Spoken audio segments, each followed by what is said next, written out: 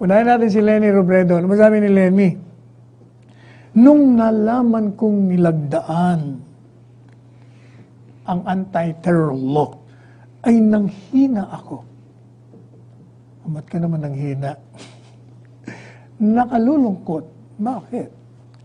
Frustrating. Ba't ka naman na-frustrate?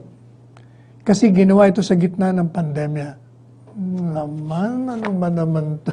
BP Lenny, di ba ilang ulit na natin sinasabi sa inyo na yung terorismo hindi namimili ng oras, ng panahon, ng bansa, ng reliyon, ng kultura, ng kung ano paman.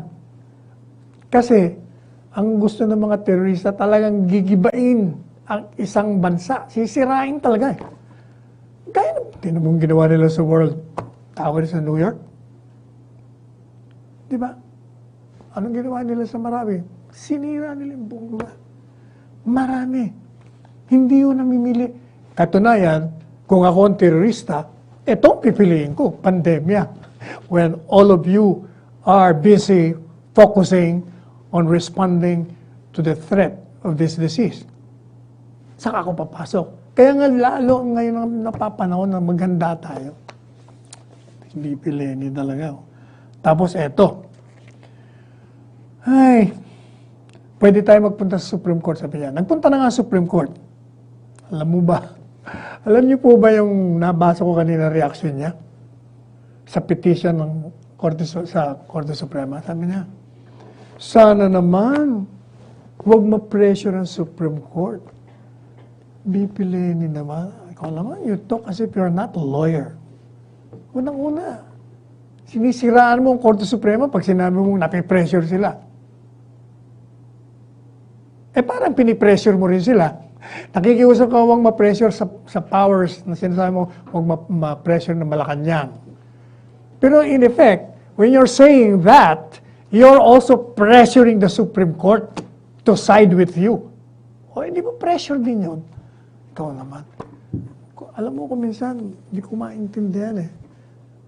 Alam, kaibigan tayo, kababayan tayo, mahal kita sa person, but, you know, yung mga tirada mo kung minsan, talagang kontratiempo, kontrapartido. Kaya, eto, may kontrabirada ako sa'yo. Relax, BP Lenny. Sabagay, naawa ako sa'yo dahil alam ko naman na ayaw mo dyan. Knowing you, ayaw mo talaga dyan, pero wala ka na rin magagawa, nandiyan ka na eh. But if I were you, you rise above your own political partisanship. Pakita mo sa kanila na naiiba ka sa kanila. Yan pong petition sa Korte Suprema, hayaan natin ang Korte Suprema. Yung mga tao dyan, puro yan independent-minded. May sariling pag-iisip yan. Pag-aaralan nila kaso. O ito naman ako, isa pa ito, kaibigan ko rin to dati.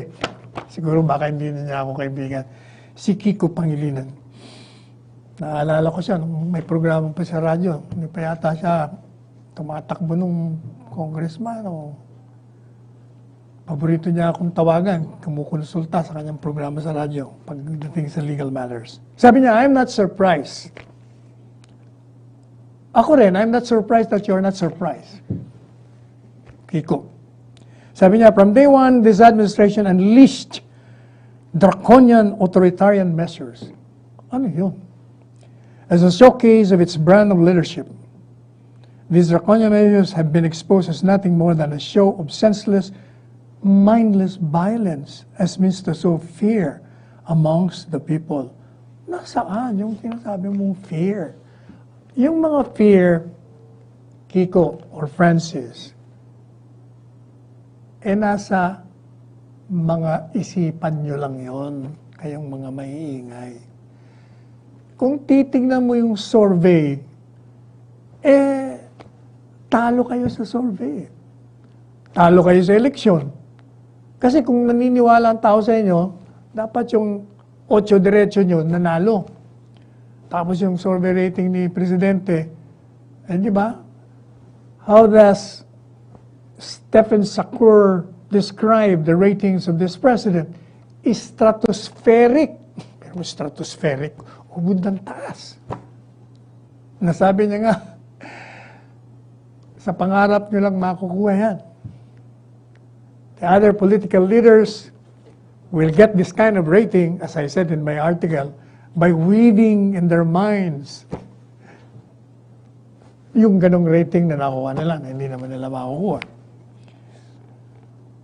Sabi ni Senador Pangilinan, dapat ibasura ang walang kwentang batas na ito at handa tayong questionin ang constitutionality ng batas. Ang dapat na ibasura natin, yung ating mga negativity. Tsaka, I doubt.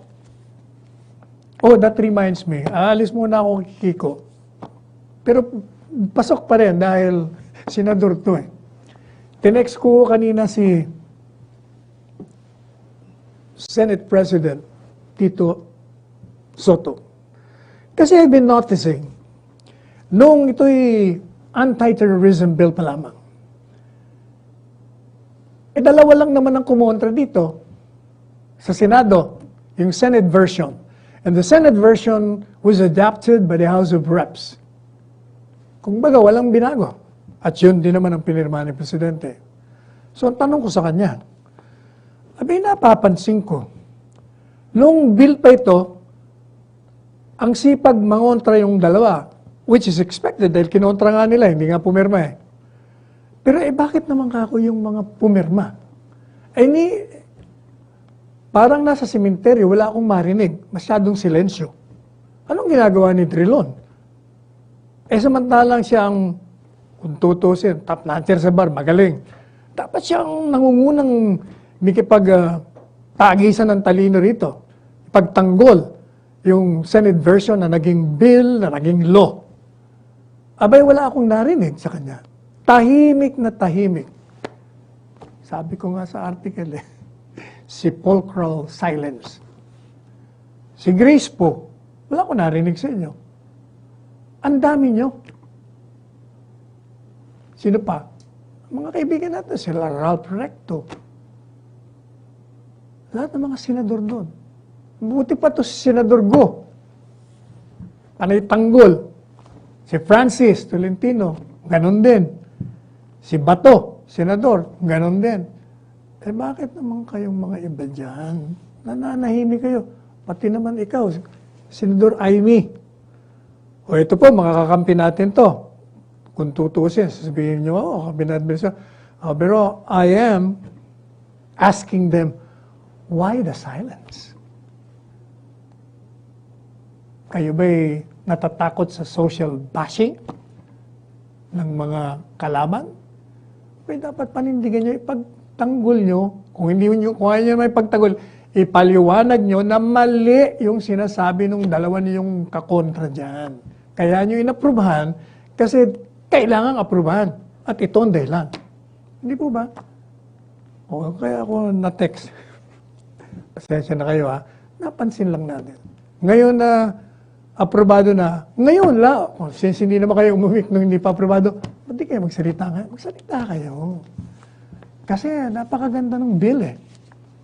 Maniwala kayo, as a lawyer, sinuyod po natin isang magaling to. Unang-una, kinopya ito, o karamihan dito, sangayon sa kanila anyway, sa iba't ibang bansa na gumawa, lumikari ng ganito. Ito, ito namang isang senador. Isang batas, hindi lima po ito. Isang batas na nagbibigay sa rimeng ito ng karagdagang kapangyarihang manmanan, bawian ng ari-arian, itapakulong at walang warrant ang mga kalaban ni Duterte sa politika. Sus, Maria Josep. Kaya ka nakakulong kung ano-anong pinaggagawa mong mali. Ngayon, kung ano-anong sinasabi mo. Unang-una, balik na naman tayo.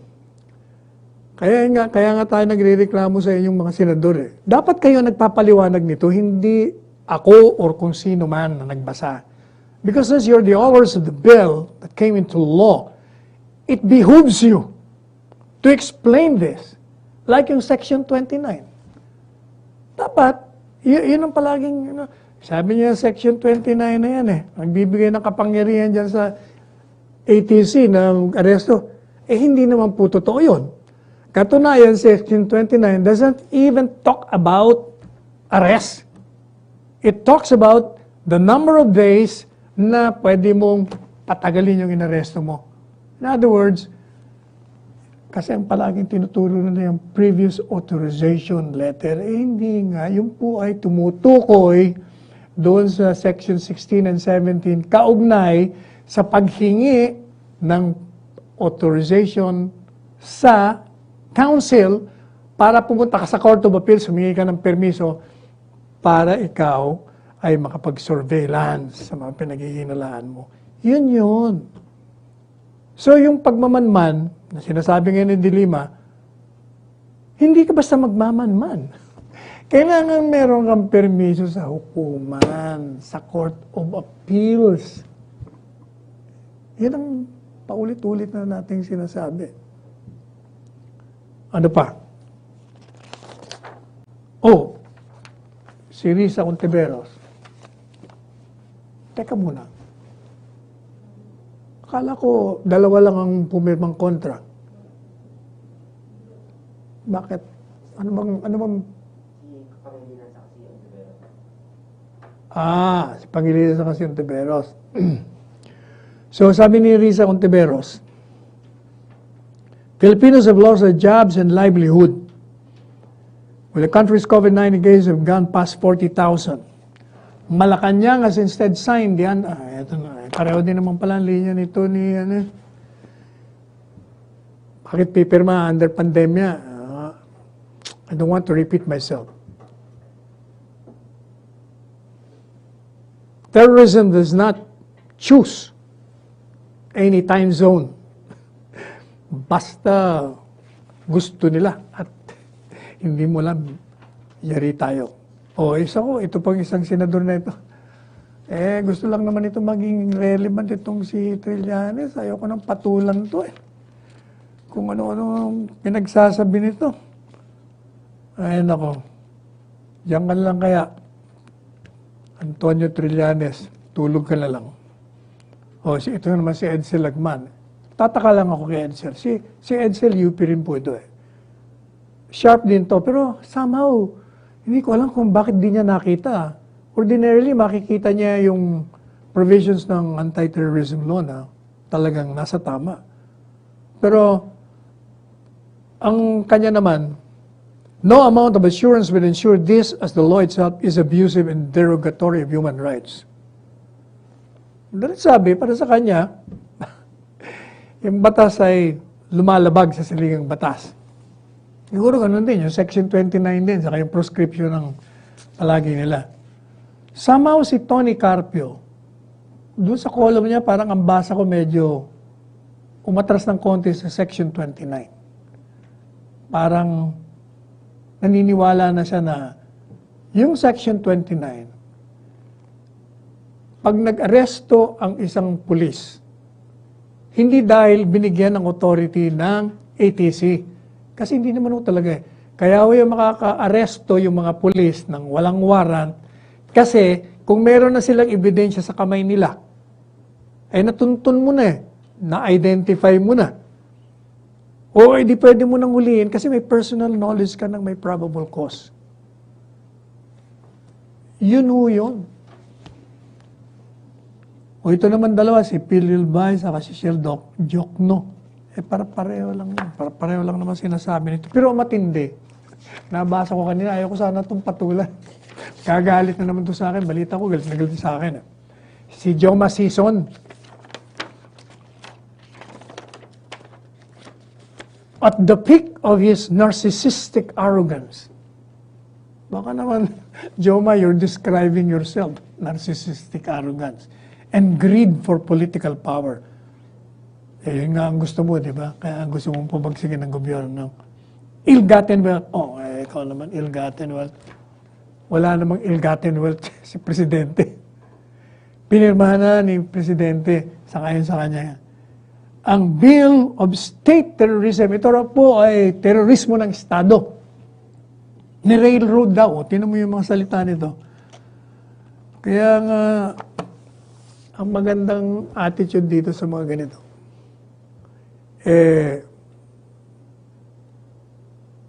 wag na lang patulan. Kaya siguro ibalik natin to dun sa ginawa nating response. Ano bang masasabi natin dito sa Anti-Terrorism Act? Well, yung pong pagpirma ni Presidente Duterte ng Anti-Terrorism Act heralds a new dawn in this country's fight against terrorism. Kung baga, nagbigay po ng bagong umaga. Bakit kanyo? Sapagkat ito pong batas na ito ay nagbibigay sa Estado ng sangkap na armas upang epektibong tugunan ang mga paghamon na ipinanganak dahil dito sa terorismo.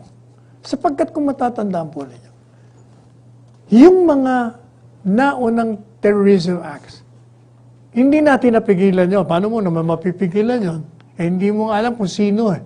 Hindi mo alam kung kailan. So that is precisely why this law was passed para kung meron ng authority ang mga ahente natin ng surveillance, mapapasok na nila kung anong gusto nilang pasukin dahil may authority ka na eh. O di malalaman mo na bago pasabugin kung ano man gusto nilang pasabugin, nahuli mo na, nakulong mo na. Iyon po, ganun lang kasimple lang naman yun. In other words, the Anti-Terrorism Act is giving the government the needed legal weapon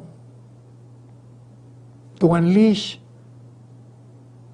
against this terrorist. Na hindi nga natin alam. They're just there lurking in the darkness, waiting in prey. Waiting and wait for their prey. Pag nakita nilang pwede na, pak! Ayun, ginawa nila sa marami, di ba? I remember, kami nila presidente na sa Russia, isang araw pa lang, pumanat na sila. Ito ang batas na lumilikha ng mga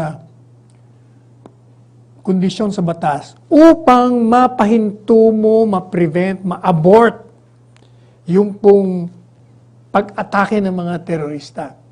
Kasi nga, huli mo na sila eh. Paano pa? Pag sila ay nahuli mo na, how can they terrorize or launch their attacks? Tandaan ninyo, maraming mga pwedeng sirain, gibain. Ako, nandyan ang ospital, nandyan ang hotel, nandyan po mga transportation installations, infrastructure, yung mga bridges natin, supermarkets, hotels. Ang dami. Sisirain nila talaga yung struktura ng ating lipunan. Gagawa sila, lilika sila ng takot. Magkakaroon ng public emergency. I-intimidate nila yung gobyerno. Kaya nang mapasa, and as expected, the usual minuscule anti-Duterte forces, kasama po yung mga natakot na tinakot nila, na na-impluensya ng kanilang mga maling paliwanag, na pinuno nila ang hangin natin sa kanilang maingay na oposisyon. Parang yung pong pag nag-iingay sila, parang naalala ko yung mga planggana nasa likod ng kotse, ganun kaingay. Isa lang naman yon. Tapos, yun, tinatakot yung mga tao, naku, de facto martial na yan, naku, sisirayan ng ating kalayaan. O, tingnan nyo.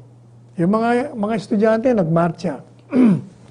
Katunayan, yung pagmamarcha nila, violation pa nga yun. Pero pinagbigyan sila ng mga pulis. O, paano nyo sasabihin na tinakot kayo at natakot kayo at hinuli kayo? Pag kayo po hinuli, walang kaugnayan ng anti-terrorism bill.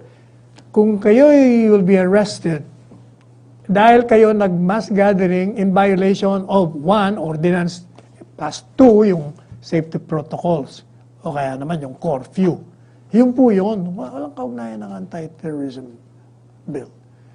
Anyway, mabuti na lang at si Presidente has exhibited the political will he's known for that catapulted him to the presidency.